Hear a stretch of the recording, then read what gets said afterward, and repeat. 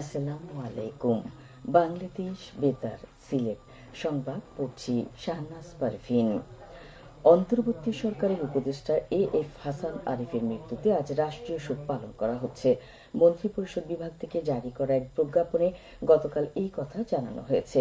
এই উপলক্ষে আজ সব সরকারি, আধা সরকারি ও স্বায়ত্তশাসিত প্রতিষ্ঠান এবং শিক্ষা প্রতিষ্ঠান সহ সব সরকারি ও বেসরকারি ভবন এবং বিদেশে বাংলাদেশ মিশনসমূহে জাতীয় পতাকা অর্ধনমিত থাকবে।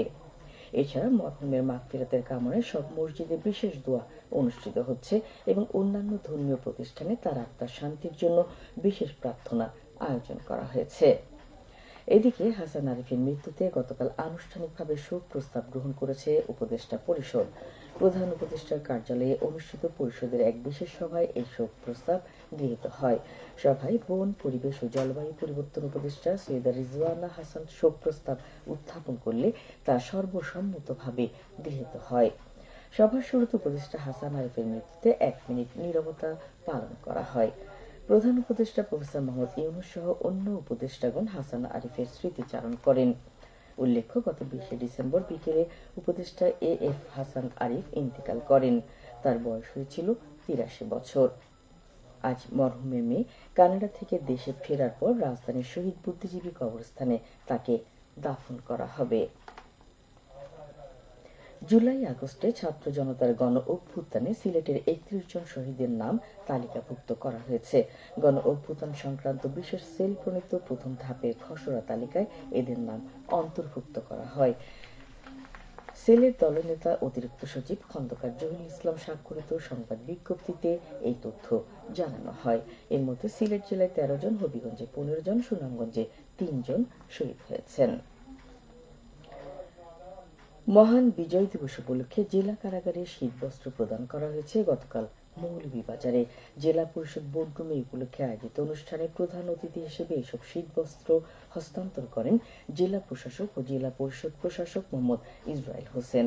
এই সময় জেলা কারাগারের কারাধ্যক্ষের নিকট শীতার্ত কারাবন্দীদের জন্য 150টি কম্বল ও বয়স্ক 33 জন নারী ও পুরুষ বন্দীর জন্য শীতবস্ত্র হস্তান্তর করা হয়।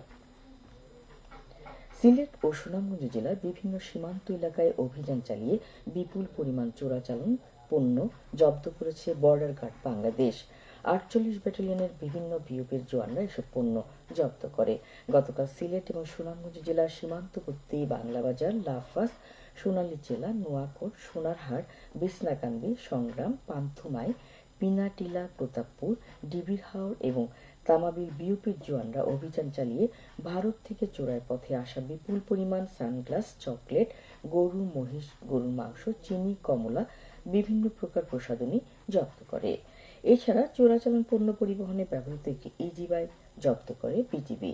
জব্দকৃত চোরাই মালামালের আনুমানিক মূল্য প্রায় 89 লাখ টাকা। শাহজালাল বিজ্ঞান ও প্রযুক্তি বিশ্ববিদ্যালয়ের স্নাতক শিক্ষাবর্ষের সংশোধিত ভর্তি পরীক্ষার তারিখ ঘোষণা করা হয়েছে। বিশ্ববিদ্যালয়ের রেজিস্ট্রার স্বাক্ষরিত বিজ্ঞপ্তি থেকে এই তথ্য জানানো হয়।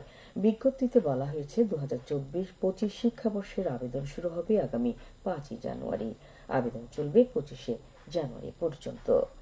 28 ফেব্রুয়ারি সকালে 10টায় বি ইউনিট ও একই দিন বিকেল 3টায় এ ইউনিটের ভর্তি পরীক্ষা অনুষ্ঠিত হবে। দিরাই সচেতন নাগরিকদের দ্বারা পরিচালিত সংগঠন সিলেটস্থ দিরাই সাল্লা উন্নয়ন পরিষদের সম্বর্ধনা ও আলোচনা সভা অনুষ্ঠিত হয়েছে। গতকাল সন্ধ্যায় নগরীর আম্বরখানে একটি হোটেলে এই সভা সম্পন্ন হয়। সংগঠনের সভাপতি বীর মুক্তিযোদ্ধা অধ্যক্ষ মিহির চন্দ্রের সভাপতিত্বে ও মুরারিচাঁদ এমসি কলেজের বাংলা বিভাগের সহযোগী অধ্যাপক শেখ মোহাম্মদ নজরুল ইসলামের সঞ্চালনায় সভায় প্রধান অতিথি হিসেবে উপস্থিত ছিলেন মাধ্যমিক ও উচ্চ শিক্ষা অধিদপ্তর মাউসি সিলেটের সাবেক আঞ্চলিক পরিচালক প্রফেসর আব্দুল মান্নান। অনুষ্ঠানে সিলেট সরকারি মডেল স্কুল অ্যান্ড কলেজের অধ্যক্ষ ডাক্তার মোহাম্মদ দিদার চৌধুরী, বাংলাদেশ ব্যাংকের সহকারী পরিচালক আনিসুর রহমান মিঠু ও সিলেট ট্রাফিক পুলিশের সার্জেন্ট তাপস সূত্রধরকে সম্বর্ধনা প্রদান করা হয়। এবারে শুনুন কৃষি সংবাদ। সিলেটের গোয়াইনঘাট উপজেলায় 3 দিনব্যাপী কৃষি ও প্রযুক্তি মেলার উদ্বোধন করা হয়েছে গতকাল। সিলেট অঞ্চলের কৃষি উন্নয়ন প্রকল্পের অর্থায়নে বিয়াম ল্যাবরেটরি স্কুল মাঠে এই মেলার উদ্বোধন করা হয়। এতে উপজেলার 13টি ইউনিয়নের কৃষকরা উপস্থিত ছিলেন।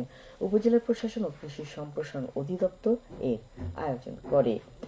এদিকে হবিগঞ্জ জেলায় 1,30,736 হেক্টর জমিতে বোরো ধান আবাদের লক্ষ্যমাত্রা নিয়ে চারা রোপণ শুরু হয়েছে। এসব জমির জন্য জেলায় বীজতলা তৈরি করা হয়েছে 5,652 হেক্টর। চলতি বোরো মৌসুমে লাখাই উপজেলায় 11,208 হেক্টর জমিতে আবাদের লক্ষ্যমাত্রা নির্ধারণ করা হয়েছে। পতিত জমিতে স্বল্প ব্যয়ে অধিক লাভজনক উচ্চ ফলনশীল উন্নত জাতের ভুট্টা চাষে কৃষকদের আগ্রহী করে তুলতে উদ্বুদ্ধকরণ সভা অনুষ্ঠিত হয়েছে গতকাল মৌলভীবাজারের কুলাউড়া উপজেলায়।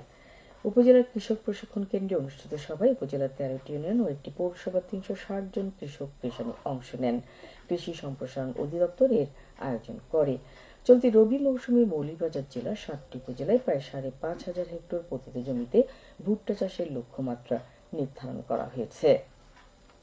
সবশেষে আবহাওয়া।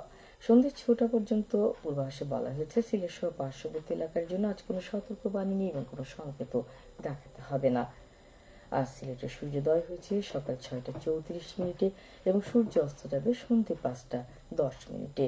সংবাদ শেষ হলো। আমাদের পরবর্তী স্থানীয় সংবাদ প্রচারিত হবে বিকেল 4টা 30 মিনিটে। আল্লাহ হাফেজ।